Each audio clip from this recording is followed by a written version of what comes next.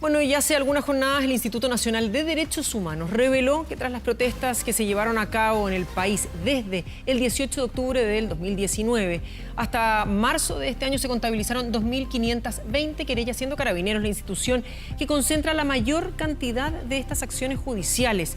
Para conocer más detalles sobre esta materia, vamos al contacto a esta hora con Mauricio Duce, profesor de la Facultad de Derecho de la Universidad Diego Portales y también director de Espacio Público. Muchas gracias por acompañarnos esta mañana, abogado. Buenos días. Hola, muy buenos días. A ver, y yo sé que nos convoca materias tal vez un poco más puntuales, pero ¿cuál es su evaluación respecto de lo que ocurrió durante la jornada de ayer? Bueno, yo no soy quien tenga la información específica sobre eso. En esto soy como cualquier ciudadano que está siendo informado viendo las noticias con ustedes. Saber. Esa evaluación, no, la evaluación bueno, ya la tuvimos por parte de las autoridades hace un ratito. Claro, bueno, obviamente como cualquier ciudadano me parece grave que haya situaciones de violencia, sobre todo algunas muy importantes como se mostraron ayer, pero entiendo por otra parte que la misma autoridad ha dicho que se trataron de situaciones focalizadas y por tanto no se extendieron con la masividad que tal vez se podía tener temor de que hubiera ocurrido. Así que por lo menos ahí ver el medio vaso del agua lleno, sobre todo porque es cierto, a uno le preocupa, pretende que se haga un plebiscito en plena normalidad, cierto, que lleguemos a una situación de normalidad a esa votación que es muy importante para el país. Justamente respecto de las faltas a los derechos humanos, durante los últimos días el presidente del INDH, Sergio Mico, decía que estas eran las más graves que habían ocurrido desde 1989. ¿Usted coincide?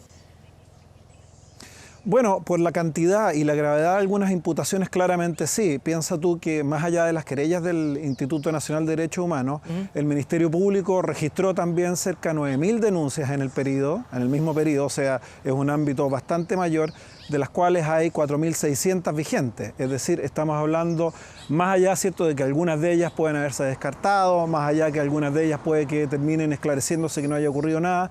Estamos hablando de una cantidad muy importante, muchas de ellas por apremios ilegítimos, es decir, son otra gran cantidad, más conocida por todo el público, son las lesiones oculares. Entonces estamos hablando de una cantidad enorme de muchas cuestiones graves que han sido inéditas en el país, ¿cierto?, en 30 años, digamos. Cuando revisaba la prensa del fin de semana, así como la de esta mañana, en general se habla mucho y se pregunta en varios medios dónde estuvo Carabineros al principio de algunos desórdenes durante el viernes, durante la jornada de ayer. ¿Le parece que aparentemente esta nueva estrategia utilizada por Carabineros es la que podría ayudar a que haya menos violaciones a los derechos humanos en este tipo de protestas? Bueno, yo creo que como en todas estas cosas hay que evaluarlas con un poco más de información. Recién estamos empezando a tener información ahora en la mañana de lo que ocurrió anoche, pero por lo menos se nota un cierto cambio. Como digo, creo que todavía es temprano evaluarlo y obviamente sin los antecedentes concretos de los resultados que se obtuvieron es más difícil aún. Tenemos que ver bien, ¿cierto?, efectivamente sí, a lo largo del día empieza a haber información sobre lesiones, pero también sobre detenidos, las consecuencias en el propio Carabineros, etcétera, etcétera. Así que se ve un cambio, pero todavía yo creo que es temprano para evaluarlo. Abogado, de acuerdo a su experiencia, sobre todo internacional también, ¿cuál es la forma para evitar que haya el desenlace que se ve y que se vulneren los derechos humanos, repito, para que la gente se pueda manifestar, aquellos que lo quieran hacer lo puedan hacer, pero de manera pacífica y no termine las imágenes que estamos revisando mientras estamos conversando que reflejan lo que ocurrió pasada la tarde de la jornada de ayer?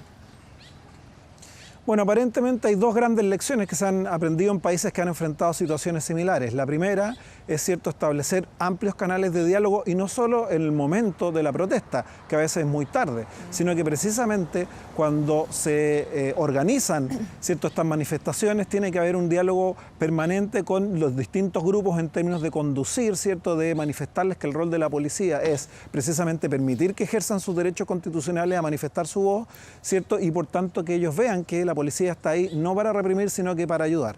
Y eso, por ejemplo, la experiencia inglesa, que tuvo protestas muy violentas al año 2011, tiende a mostrar que la policía, por ejemplo, cambió completamente su foco. Pero por otra parte, también la focalización en la actividad policial de intervención más, por así decirlo, violenta. Muchas veces lo que uno ha visto en Chile es que cuando llegaban nuestras policías, llegaban ejerciendo niveles de violencia importantes más o menos en forma indiscriminada, y por tanto esto le llegaba a gente que estaba realizando actos violentos, a gente que estaba pacíficamente, y eso genera indignación, por así decirlo, y una respuesta de mayor violencia. Entonces la segunda cuestión es focalización, ¿cierto?, en precisamente los sectores que están incurriendo en hechos violentos, que esos hechos violentos son constitutivos de delito, y es plenamente legítimo, obviamente, ocupar la fuerza del Estado.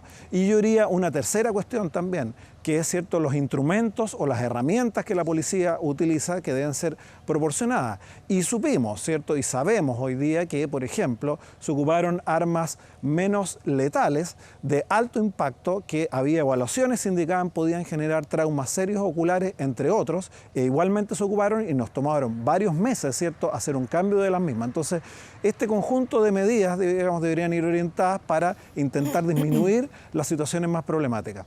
A ver, vamos entonces a esas tres medidas. Respecto de la primera, ¿usted cree que esto se puede haber prevenido?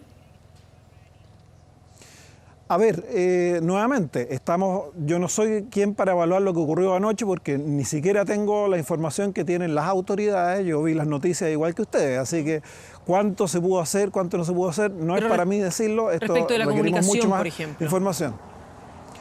Bueno, nuevamente, no soy yo una persona que tenga contacto operativo, no me han rendido cuenta de qué es lo que se hizo ayer precisamente, entonces no te puedo hablar mucho de ayer, no soy la persona adecuada, yo creo que esto habría que ir a preguntárselo a las autoridades.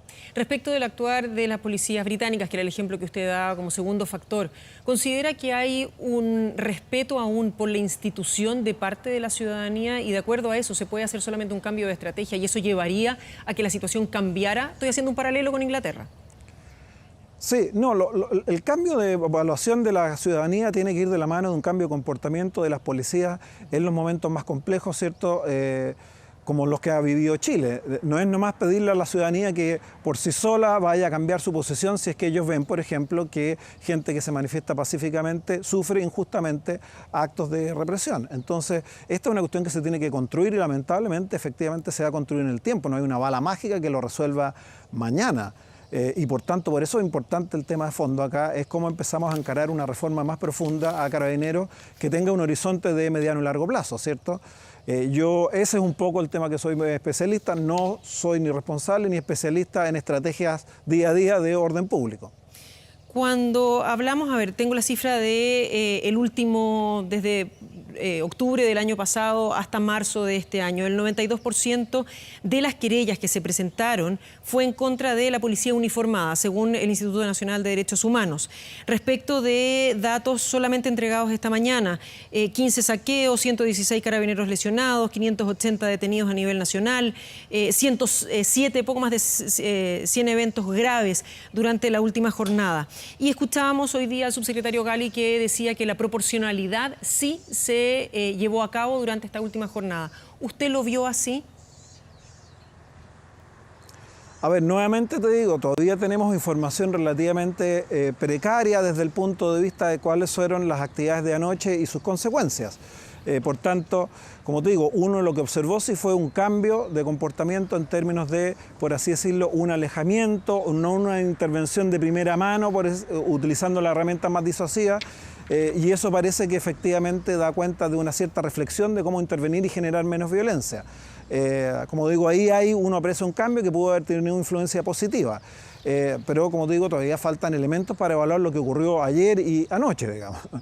Muy bien, Mauricio Duce, vamos a estar muy pendientes entonces respecto de esas evaluaciones y a ver si podemos conversar después. Le agradezco este tiempo. Buenos días.